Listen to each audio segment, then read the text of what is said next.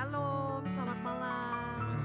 Maranatha, datanglah Tuhan Yesus. Puji Tuhan saudara, kita kembali ada di dalam Cool Online.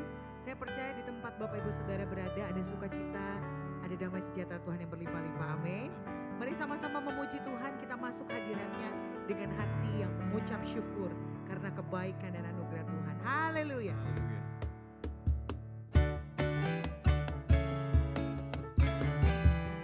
Mari bertepuk tangan bersama-sama.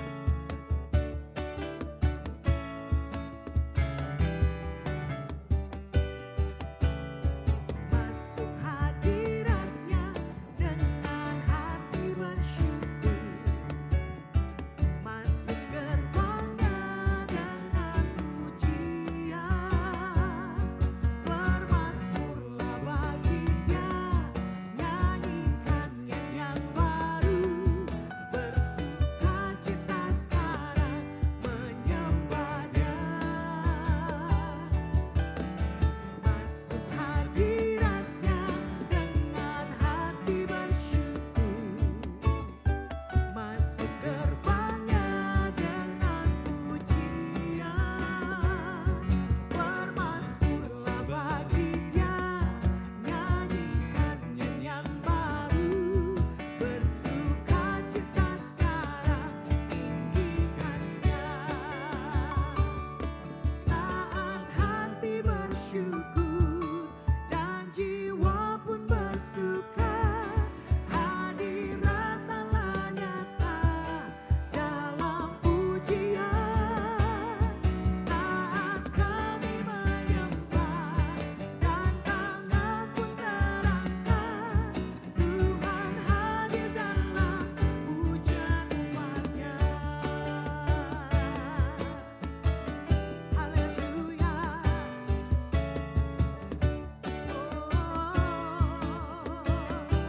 Mari bersama umat Tuhan katakan. Masuk hadiratnya dengan hati bersyukur. Masuk gerbangnya dengan pujian. Bermazmurlah bagi Dia, nyanyikan nyanyian baru. Bersukacita sekarang menyembah Dia. Masuk hadiratnya dengan hati bersyukur. Masuk gerbangnya dengan pujian. Bermazmurlah bagi Dia, nyanyikan nyanyian baru. Bersukacita sekarang, tinggikan Dia. Saat hati bersyukur dan jiwa pun bersuka, hadirat Allah nyata dalam pujian. Saat hati menyembah dan tangan pun terangkat, Tuhan hadir dalam pujian umat-Nya. Saat yes, amin. Dan jiwa pun bersuka, hadirat Allah nyata dalam pujian. Saat kami menyembah dan tangan pun terangkat, Tuhan hadir dalam pujian umat-Nya. Dia hadir, Tuhan hadir dalam pujian umat-Nya. Tuhan hadir dalam pujian umat-Nya.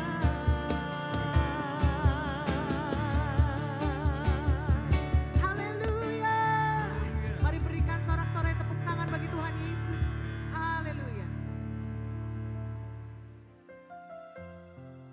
Terima kasih Tuhan Yesus. Kami percaya ketika kami menyembah, memuji-muji Engkau, Engkau hadir di tengah kami.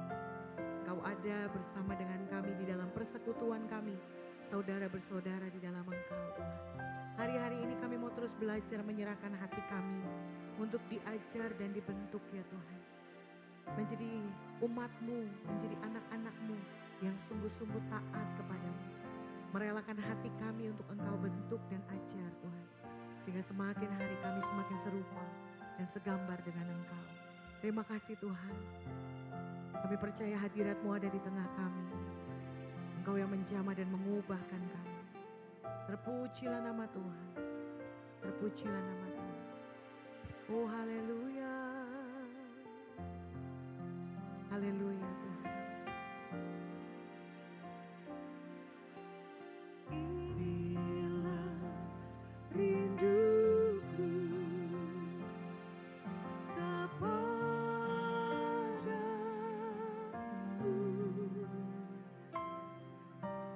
Segenap hatiku menyembah-Mu.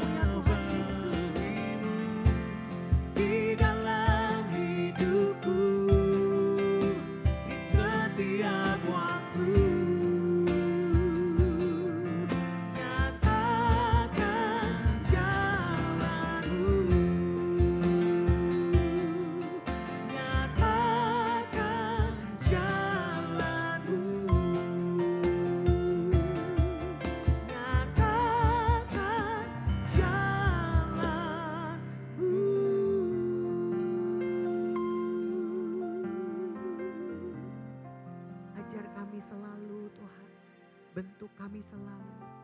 Untuk kami taat turut berjalan bersama-sama dengan Tuhan. Terima kasih Bapa. Kami bersyukur di dalam nama Yesus. Haleluya. Amin. Shalom Bapak Ibu Saudara, kita sudah memuji dan menyembah Tuhan dan kini saatnya kita akan mendengarkan firman Tuhan. Mari kita berdoa. Terima kasih Tuhan untuk hari ini, kalau sebentar kami akan mendengarkan sebagian dari firman-Mu Tuhan. Kau yang urapi setiap kami dan juga Engkau yang mengurapi hamba-Mu yang terbatas. Biar sungguh oleh kuasa Roh Kudus Tuhan yang memampukan hamba menyampaikan firman-Mu tepat seperti apa yang Kau mau. Terima kasih Tuhan, hanya di dalam nama Yesus kami sudah berdoa dan mengucap syukur. Amin. Bulan ini tema gereja kita adalah Going Deeper in Obedience atau masuk semakin dalam di dalam ketaatan. Karena itu pada kesempatan ini saya akan sharing firman Tuhan dengan tema membangun ketaatan. Apa itu ketaatan?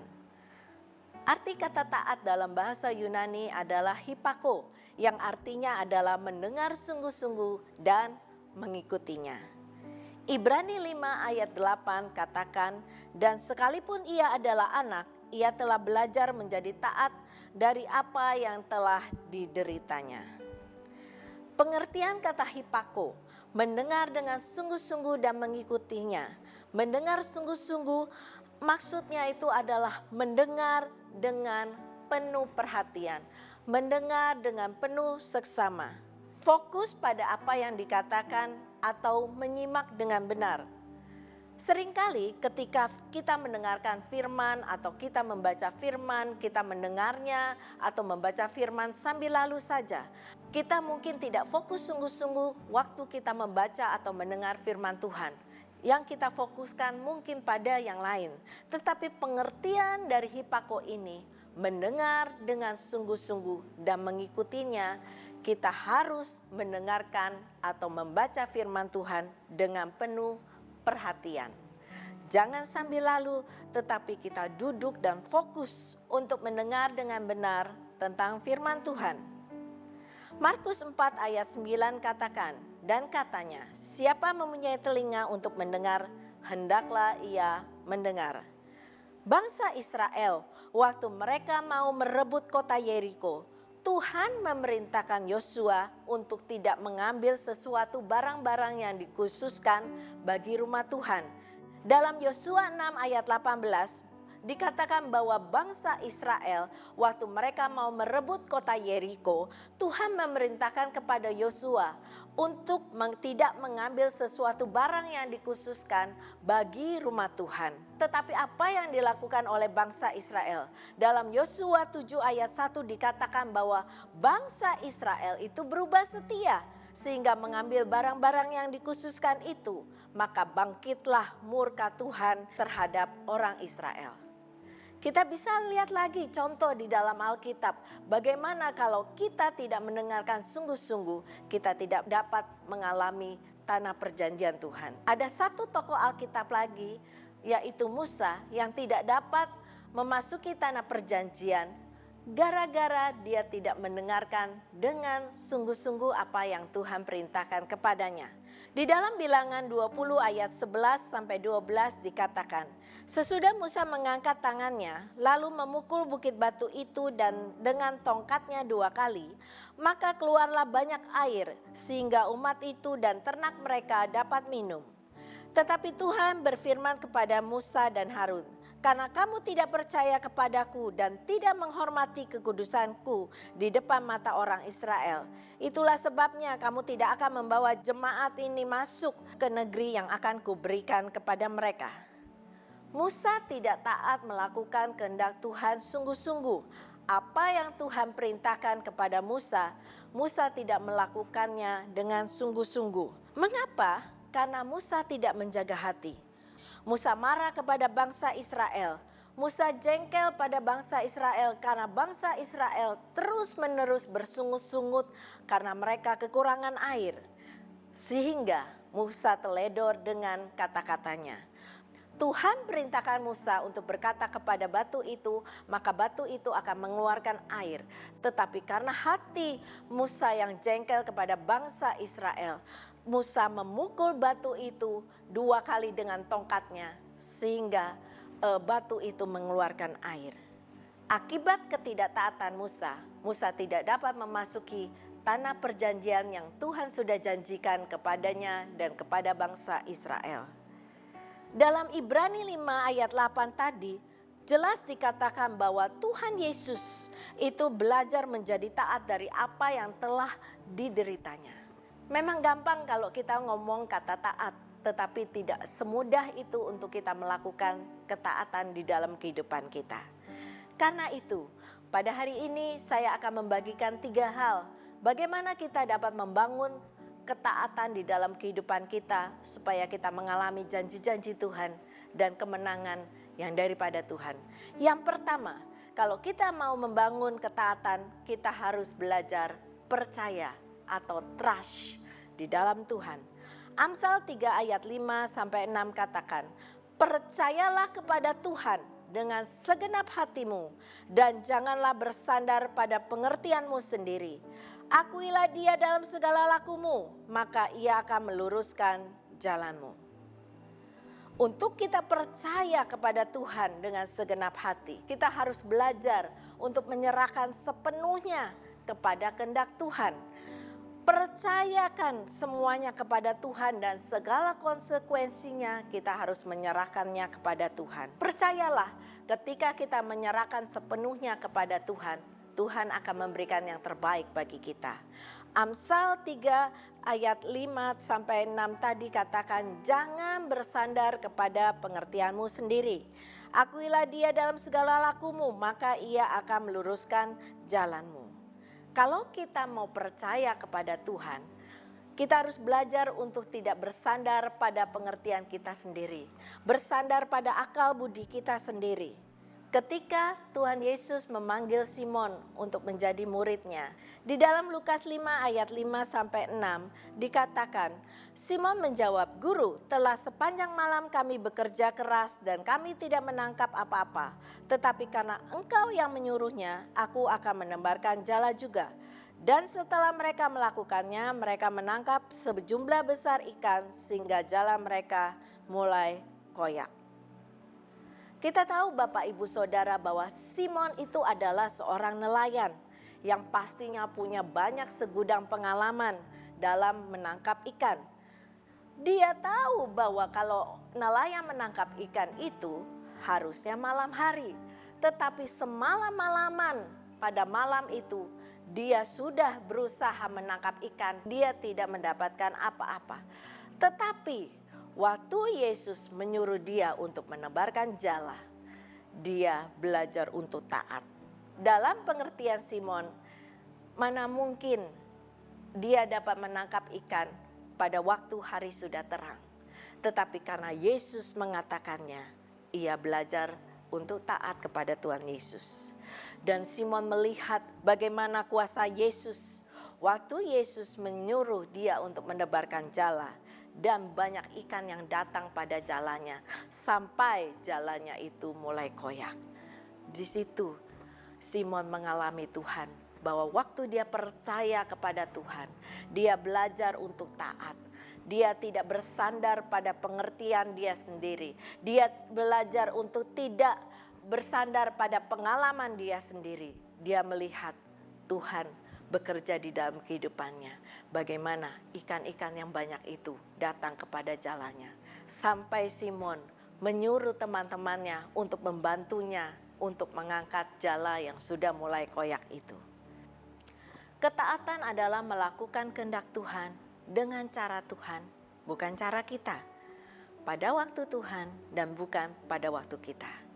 Waktu kita mungkin adalah malam hari, seperti yang nelayan-nelayan lakukan waktu dia menangkap ikan di malam hari. Tetapi waktu Tuhan bukan waktu kita. Ketika Tuhan menyuruh kita untuk melakukan sesuai dengan kehendak-Nya, dengan caranya, dengan waktu Tuhan, kita harus belajar percaya untuk mengikuti apa yang Tuhan mau kita lakukan, bukan apa yang kita sendiri mau kita lakukan. untuk kita dapat percaya kepada Tuhan, sudah semestinya kita membangun hubungan pribadi dengan Tuhan. Kita bersekutu dengan Tuhan, kita membaca firman-Nya dan merenungkannya, bahkan kita menghidupi firman-Nya di dalam kehidupan kita. Jika kita punya hubungan dengan seseorang, kita dekat dengan seseorang, maka kita mengerti apa sih yang menjadi kesukaan orang itu, apa yang menjadi hobi daripada orang itu. Demikianlah jika kita dekat dengan Tuhan, kita mempunyai hubungan dengan Tuhan, maka kepercayaan kita akan Tuhan itu pasti akan bertumbuh. Karena itu, kalau kita mau membangun ketaatan kepada Tuhan, kita yang pertama kita harus belajar percaya dengan membangun hubungan sehari-hari bersama dengan Tuhan. Sehingga apa yang Tuhan katakan kepada kita, kita pun juga dapat melakukannya. Kita harus menempatkan posisi Tuhan di atas kita. Tuhan sebagai Tuhan kita dan kita sebagai hamba-Nya. Sehingga waktu kita melakukan perintah-Nya, kita belajar untuk tidak berbantah-bantah dengan Tuhan, tetapi kita mengikutinya dengan sungguh-sungguh. Yang kedua, kalau kita mau membangun ketaatan, kita harus belajar dari hal-hal yang kecil. Berbicara tentang going deeper in obedience, semakin dalam dengan ketaatan ini, itu tidak akan terjadi kalau kita tidak belajar dari melakukan ketaatan dari hal-hal kecil. Contohnya, apakah kita sudah on time datang ke gereja? Dalam kehidupan kita sehari-hari, ketika kita bekerja dalam satu perusahaan, pasti ada peraturan-peraturan perusahaan yang kita harus penuhi, yang harus kita patuhi. Contohnya, kalau perusahaan itu mengharuskan kita datang jam 8 sampai jam 5 sore, maka kita harus benar-benar mentaati atau mematuhi peraturan dari perusahaan itu. Kita harus datang masuk kerja jam 8 pagi. Ketika kita telat, pasti ada konsekuensinya. Tetapi waktu kita melakukannya, taat dari hal-hal yang kecil, kita mulai terbiasa untuk taat kepada hal-hal yang lebih besar lagi. Ataupun hal-hal kecil lainnya yang kita bisa lakukan untuk melakukan ketaatan. Kita belajar untuk mengucap syukur. Bukankah di dalam 1 Tesalonika 5 ayat 18 dikatakan, mengucap syukurlah dalam segala hal, sebab itulah yang dikehendaki Allah di dalam Kristus Yesus bagi kamu. Ayat ini katakan bahwa kita harus mengucap syukur dalam segala hal. Ini adalah perintah firman Tuhan yang harus kita taati. Jika kita tidak mau belajar dari hal-hal kecil, mengucap syukur dalam segala situasi, keadaan, kehidupan kita. Kita tidak akan melihat bagaimana Tuhan bekerja waktu kita taat kepada hal-hal kecil. Kalau kita lihat dari sejarahnya bagaimana bangsa Israel yang terus-menerus berkeluh kesah, bersungut-sungut waktu Tuhan membawa mereka ke padang gurun. Dan kita melihat apa yang menjadi konsekuensinya. Mereka tidak dapat memasuki tanah perjanjian yang sudah disediakan oleh Tuhan kepada bangsa Israel. Karena itu belajarlah taat Bapak Ibu Saudara. Dari hal-hal kecil, percayalah, kita akan mendapatkan hal-hal besar yang Tuhan akan percayakan kepada kita. Dalam 1 Samuel 17 ayat 28, bagaimana kita bisa lihat dari ayat itu, bahwa Daud itu adalah seorang anak yang taat dan setia, mengembalakan 2 atau 3 ekor kambing domba di padang gurun, seperti yang diperintahkan ayahnya kepadanya. Bagaimana Daud itu setia Bapak Ibu Saudara, menjaga dan melindungi kambing domba yang hanya 2-3 ekor itu. Ketika ada binatang buas yang mau menyerang, yang mau menyakiti kambing dombanya. Ketika ada serangan singa. Dan karena Daud terbiasa untuk melindungi kambing domba yang hanya 2-3 ekor. Inilah yang membuat Daud itu juga berani menghadapi Goliat. Menghadapi raksasa yang besar, karena dia biasa untuk melindungi kambing dombanya dari serangan-serangan binatang buas. Dan pengalaman ini yang membuat Daud itu dapat menghadapi Goliat dan mengalami kemenangan bersama dengan Tuhan. Dan pada akhirnya kita tahu bagaimana Daud menggantikan Saul untuk dia menjadi raja yang besar di bangsa Israel. Dan yang terakhir, kalau kita mau membangun ketaatan, yang pasti ketaatan kita akan diuji. Kita baca ayatnya di dalam Kejadian 22 ayat kedua sampai 3. Kepercayaan Abraham diuji. Firman-Nya, ambillah anakmu yang tunggal itu yang engkau kasihi, yakni Ishak. Pergilah ke tanah Moria dan persembahkanlah dia di sana sebagai korban bakaran pada salah satu gunung yang akan kukatakan kepadamu. Keesokan harinya pagi-pagi bangunlah Abraham. Ia memasang pelana keledainya dan memanggil 2 orang bujangnya beserta Ishak anaknya. Ia membelah juga kayu untuk korban bakaran itu. Lalu berangkatlah ia dan pergi ke tempat yang dikatakan Allah kepadanya. Bagaimana kita lihat taatan Abraham diuji. Abraham taat pada perintah Tuhan sepenuhnya, membawa Ishak untuk dipersembahkan di atas gunung Moria. Abraham tidak menunda apa yang diperintahkan Tuhan kepadanya. Bagaimana keesokan harinya di dalam ayat 2 tadi katakan, Abraham langsung membawa Ishak untuk dipersembahkan di atas gunung Moria. Padahal kita tahu Bapak Ibu Saudara bagaimana Abraham menunggu sekian lama sampai Ishak itu dilahirkan. Abraham taat dan percaya sepenuhnya kepada Tuhan. Kalau kita lihat di dalam ayatnya Kejadian 22 ayat 7 dikatakan lalu berkatalah Ishak kepada Abraham ayahnya. Bapa, saut Abraham, ya anakku, bertanyalah ia. Di sini sudah ada api dan kayu, tetapi di manakah anak domba untuk korban bakaran itu? Ayat 8 katakan, saut Abraham, Allah yang akan menyediakan anak domba untuk korban bakaran baginya anakku. Demikianlah keduanya berjalan bersama-sama. Bagaimana kita melihat dari ayat 7 sampai 8 ini, kepercayaan Abraham kepada Tuhan sungguh luar biasa. Abraham begitu percaya kepada Tuhan. Dan hal ini tidak akan terjadi kalau Abraham tidak memiliki hubungan dengan Tuhan. Karena itu Bapak Ibu Saudara, kalau kita mau belajar membangun ketaatan yang tidak mudah itu, kita harus belajar untuk melakukannya dari hal-hal kecil. Kita harus membangun hubungan dengan Tuhan sehingga kita percaya penuh dan menyerahkan segala sesuatunya kepada Tuhan. Saya percaya bahwa Abraham itu melakukan hal-hal kecil dari ketaatannya kepada Tuhan.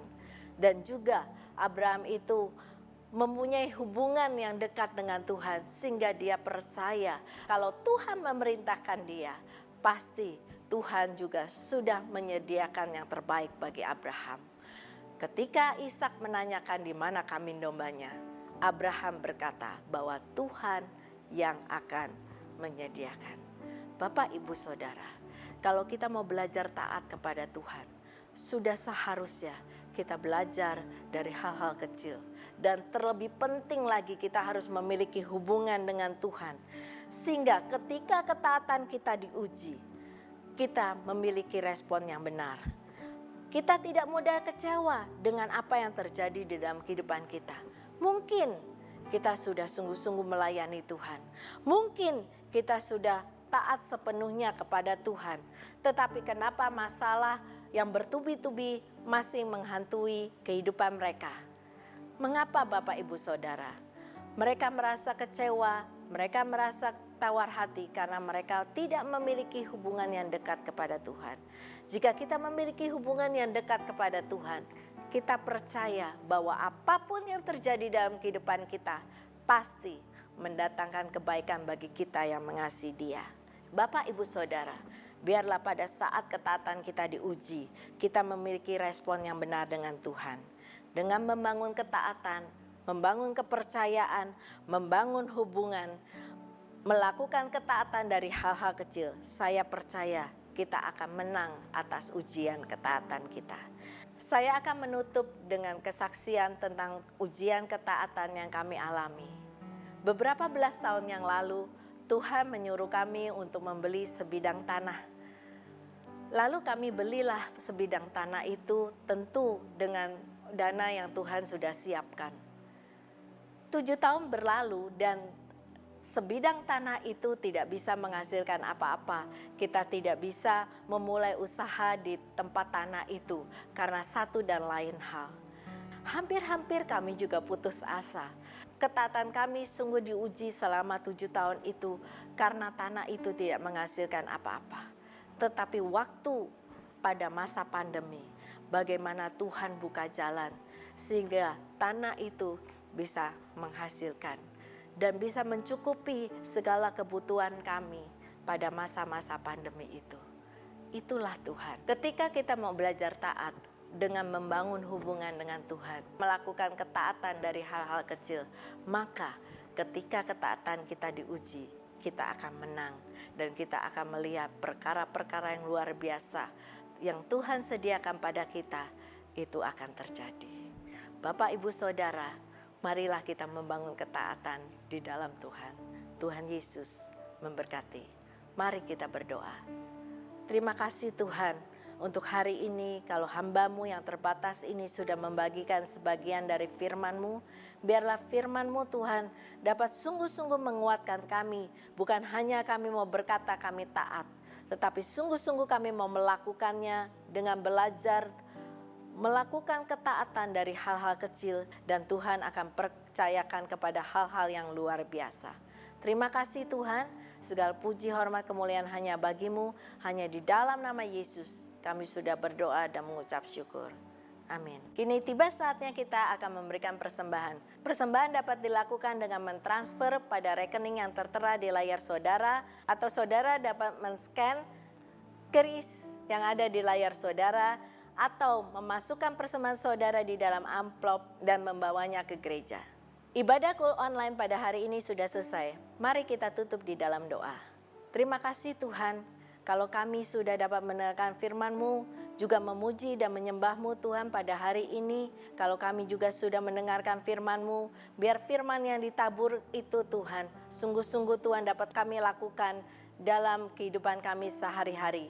Dan terima kasih kalau Engkau berikan kesempatan bagi setiap kami untuk menabur benih Tuhan, memberikan persembahan yang terbaik kepadamu Tuhan. Kini saatnya Tuhan kami akan menutup Tuhan Kul online ini Tuhan, biarlah kami menerima berkat yang terbaik yang daripadamu. Mari kita membuka hati kita, dan saat ini terimalah berkat yang terbaik daripada Allah Bapa, kasih karunia di dalam anak yang tunggal Yesus Kristus, juga persekutuan manis di dalam Roh Kudus, menyertai setiap kita mulai saat ini sampai selama-lamanya. Dan setiap kita yang percaya, sama-sama kita katakan amin. Tuhan Yesus memberkati.